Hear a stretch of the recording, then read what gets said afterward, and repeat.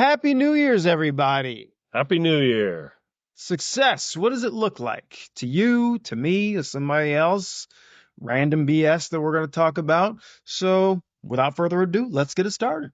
Welcome to another episode of your favorite podcast, Midlife Playbook. That's right. Happy As 2025, man. Happy 2025, Should we man. start it off right? I think You we ready? need to, yep. There we go. There it is. Perfection. Cheers. Cheers, my man. All right. So, how was your New Year? It was great, man. We spent it with some family, had some great conversations, great connection time. It was really good. Really good. How about yours? Same. You know, we didn't go out or do anything crazy, but we stayed home. We had all 4 kids here, which was really, really nice. Our oldest has moved out, but he chose to come back for Christmas and New Year's. It's great. Man, we played games. Lish did a great job of setting up all these games and prizes, and we had food everywhere that we cooked all day, played darts. Just a phenomenal way to bring in the new year. That's great. The only thing I didn't like about it is I had to go back to work today for the first time in like 13 days. That hurts. My alarm goes off at 4:30. Oh, what the hell? Notre Dame just won. They just beat Georgia. Indy won. Yeah, look at that. I'm all right with it. Yeah, that's fine. All the first round teams that had the byes all lost now. All 4 of them. That's right. And our Ohio State Buckeyes put the beat down. How's that SEC looking? Best conference in football. Just wondering. Oh, sorry. Anyway, had to go back to work. Alarm went off at 4:30 this morning. Hated that. Got into work. Couldn't remember how to get into my computer. Bro, I have the same issue. Same issue. Put this password in every day. Take 13 days off. Couldn't remember to save my life. Couldn't remember it. No. Nor did I want to remember it. Honestly, it's so weird because, listen, the holiday falls in the middle of the week. Yeah. And then we've got these 2 days, Thursday, Friday. It's like, are we really working? Are we mailing it in? Right. It's a total mail-in day. Yeah. It's fine. If my boss is listening, I totally worked my ass off. He did. I saw him. If he's not listening, I mailed it in. So success in life. Yeah. What does that look like? Is it financial? Is it family success? Is it faith-based? Or is it something completely different? Or a combination of all 3? It's a great question. And I think we should probably start with what the textbook definition of success is. Okay. And then we can kind of unpack it from there. Here we go, Webster. So, yeah, well, not Webster. I'm going Oxford. I don't know, might be the same thing. I don't know. But so the definition of success is an accomplishment of an aim or a purpose. It does not delineate between financial or lack thereof, just the accomplishment of an aim or a purpose. So how do you interpret that? So I think there's a lot here. There's a lot to unpack here, right? I think success as men, I won't speak for all men, speak for myself, maybe a majority. I think most men think that success is financial based. Yes, I would agree. I think there's another side of that coin. I think people who are on the outside looking in will judge a man based on your financial situation. Douchebags. Correct. Absolute douchebags. But that's the unfortunate part, right? I think. But we do. I mean, I joke, but you're right. You're absolutely right. People do. I think people look at a man and will judge you, not knowing you from Tom, Dick, or Harry, and be like, you make X amount of dollars, therefore you're successful, or you don't. Now you're a piece of shit because you don't. Right. Now, let me ask you this question. Do people actually know what other people make, or are they making those assumptions based on maybe it's the car they drive, the clothes they wear, the house they live in? All those things. I think you can. I think people do make those assumptions. But drawing it back into what I think success is. So for me, I think success is kind of a balance of all those things rolled into one, right? I think the most important thing is your family in life. Right. I always wanted to have a family. Always wanted to find a woman to have a family with. And I found one. We have 3 children that are healthy and happy. That's a big win in life. Huge. I think that's a big win in life. I'm in a supporting home, have a supporting wife, supporting kids. We all support each other. And I think when you find the right woman or find the right partner, it doesn't matter how much money you make. You build a life based on where you're at. Now, I will say money makes it easier, Does. right?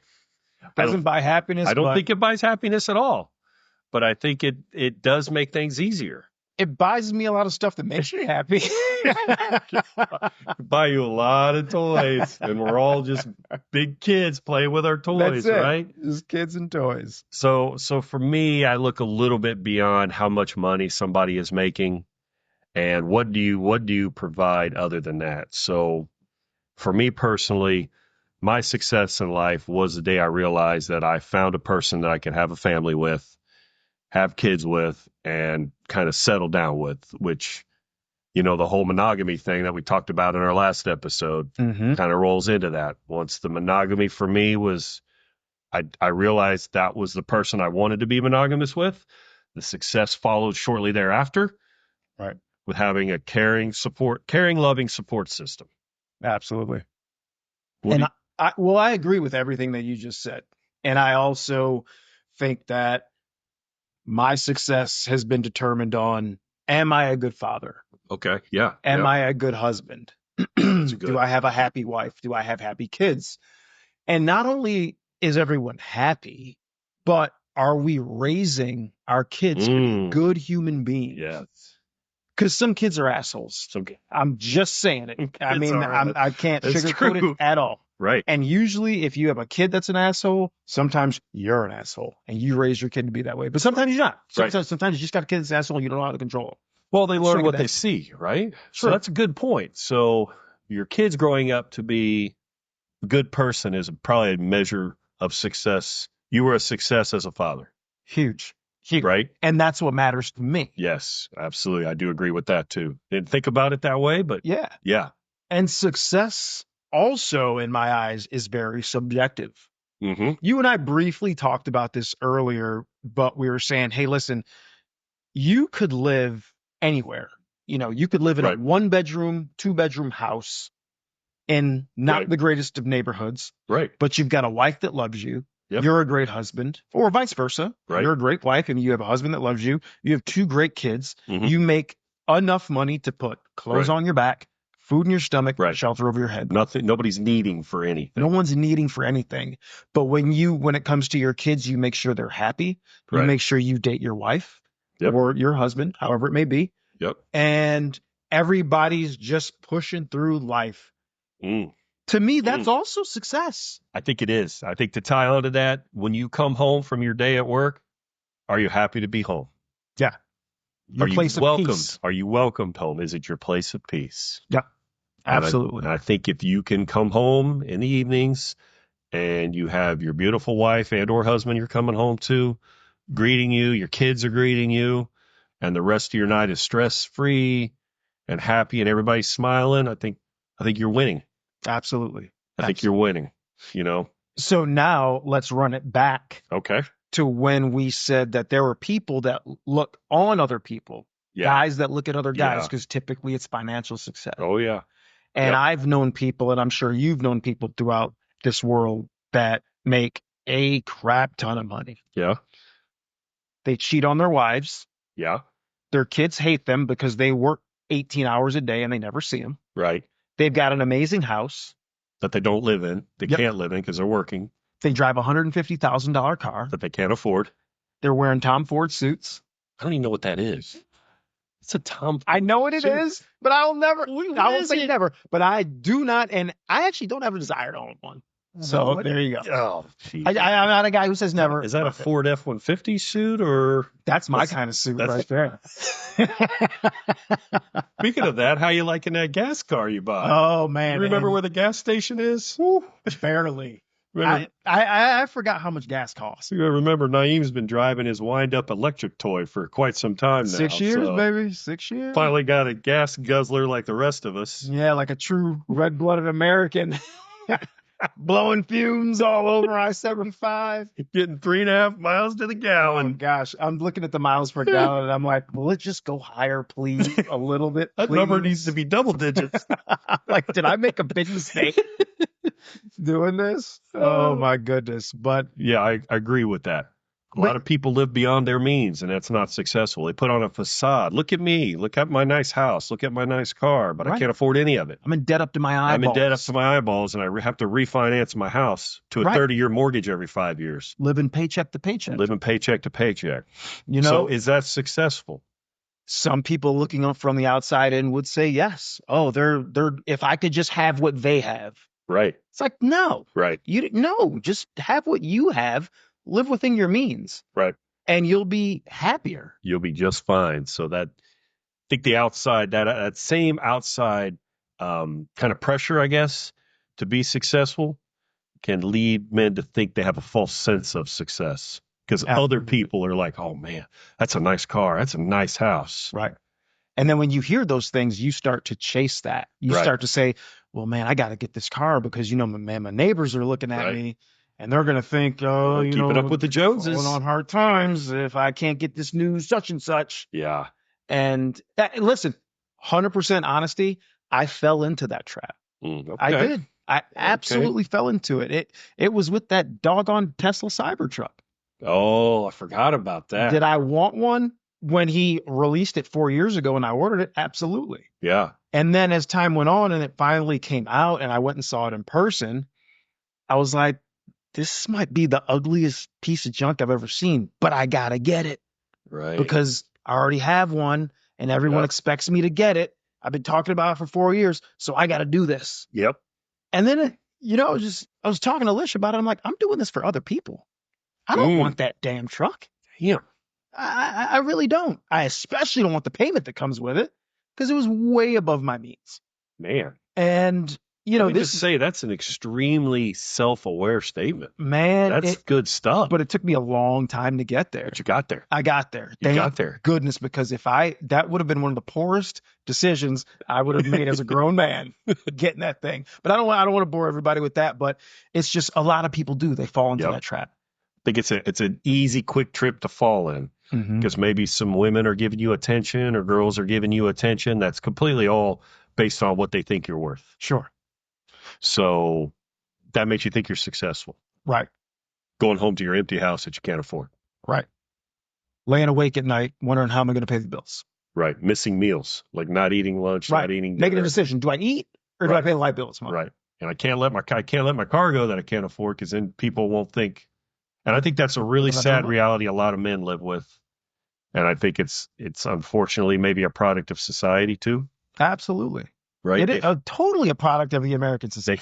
They feel that pressure to be somebody they're not. So to me, I'm successful in my life because I live my life who I am every day. Absolutely. And to take it a step further, to talk about how, I've got a few people in my life that make real money. Yeah. I'm not one of them.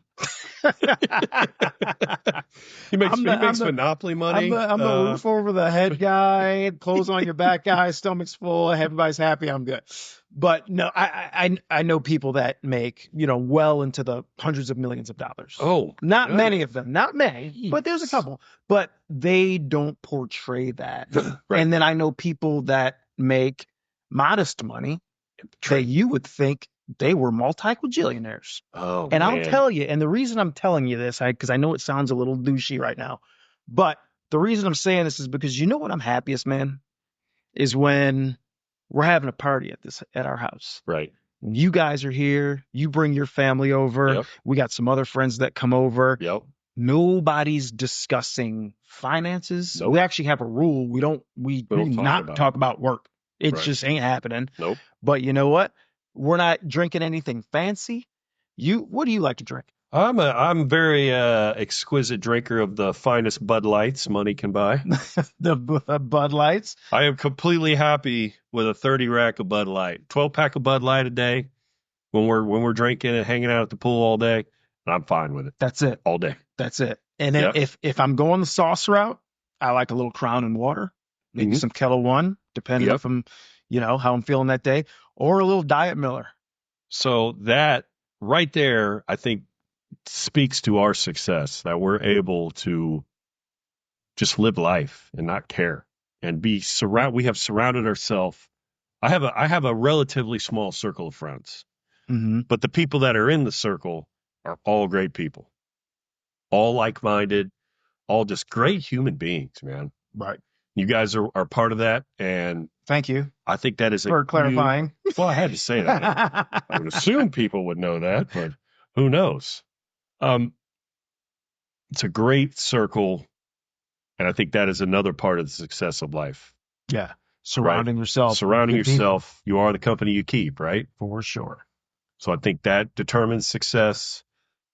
Unfortunately, a lot of people see it the other way, and I think part of that too is with your employment. So let's talk a little bit about employment too. Mm-hmm. Within your job, how do you rate success within your job? Now, right? That's different. Yeah, and for you and I, it's going to be very different. We do two very different things. So I'm in sales. My company determines my success if I hit my number or not. I mean, that's how they determine it. I have been doing sales for 21 years now. Right. I don't necessarily think that whether I hit my number or not that quarter is successful or not. I determine my success based on my relationships with my customers. Okay. How people view me and how I want to be viewed. And then do I hit my number? Right.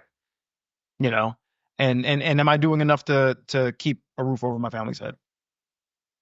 Am I happy? Am I happy? Yeah. Do you like going to work every day? Most days. Some days depends on who's listening right now. No, I do. But you know what? Listen, if I had a choice to stop working right now, I don't know that I would, because I don't know what I would do with my time. Yeah. But I do enjoy the fact that I may not enjoy exactly what I do every single day and every aspect of it. I don't think anyone does. No. But when I do get up and go to work, I know I'm doing it for my family. Okay. So that's kind of where I'm going. Yeah, I think that's a tough one. So I'm in the manufacturing world, and I think it's really success at work for me look like kind of climbing the ladder, if you will, right? Versus being an assembly line worker moving into a supervisory role that I'm in now. Mm-hmm. And with that, there comes monetary rewards. Sure. So I think that success at my job was me working hard to get to that point. Right. Which ultimately became financial success, if you really think about it, because I was working to get to a certain spot that was at a certain pay scale that had a certain, I don't want to say reputation, but a certain level of, what's the word I'm looking for here? Recognition, or a certain level of, I don't think it's recognition. Accomplishment. Well, you're not really helping at all, are you? No, I'm not. Mr. Oxford Dictionary, whatever the hell you were quoting earlier. I Googled it. Respect, that's it. Certain level of respect. Today, Junior. Said I Googled it. Oh, goodness. So within the white lines of just work, it kind of is a financial thing. Sure. Right? Absolutely. There's definitely a financial aspect to the whole success thing. With that even being said, the amount of money I make, our life is built around that. Right. So the success translate, am I happy with where I'm at? Yes, right? Mm-hmm. Do I wish I could do more? Yeah, but I'm happy where I'm at now. It provides, like you spoke, the home above, the food, all the things come with that. Right. So yeah, it is kind of financial in that sense. Mm-hmm. I mean, listen, we live in a society where things cost money. Right. Survival costs money. How's that gas bill doing you, by the way? How's that gas? Remember how much gas costs? Well, now that doggone heater's not running over the summer, it's a lot less. Pool heater. Thank God. Oh, man, I can't wait for pool season. I know. What are we, 3 months? We're in January, right? And here's so you're open in April? Yeah, April, usually mid-April. I'm open. Is that too early for you? No, we open in April, too. Oh, yeah. Yeah. But April's far away. It is far away. See, I don't mind the winter until New Year's is over. Once New Year's is over, I'm just like, January and February are the asshole months of the year. Okay, that's Licious birthday's in January, my birthday's in February. Well, and you just dropped that bomb. Appreciate it. They're cold. That's the only reason those months are good. And yeah, we can get those two particular days out of those months are great. Okay, thank you. Outstanding. Big celebrations. We're going to drink a lot. We're still the asshole months of the year. Cold, snowy, icy. They really are. So January and February serve no purpose in the grand scheme of the year. So bad, so bad. But I don't know. What are you gonna do? Well, so how do we boil the whole thing down? Do you consider yourself a success in life? Yes. Okay. Do you? I do. Yes. I do. What other people consider you a success, do you think? Some people, yes, and some people would say I'm an epic failure. Yeah, and I would say the same about me as well. But at the end of the day, I think you're a success in life, right? I see your family, hang out with you guys. You're a successful dude. Absolutely. Successful father, successful in life, successful husband. I appreciate you saying that. And the way I'll pay that compliment back to you is if you considered your life a success, if I were in your shoes, I would consider myself a success as well. So I think it boils down to, guys, you got to get your own opinion. You can't worry about outside voices. No. You can't let that pressure. It's an easy trap to fall into. Very easy trap to fall into. Find your own success, find your own happiness, and you will never have another thought about it. I love it. It's a great place to stop. All right. Well, thanks for listening, guys, and we'll see you next time. Check in on you. See ya.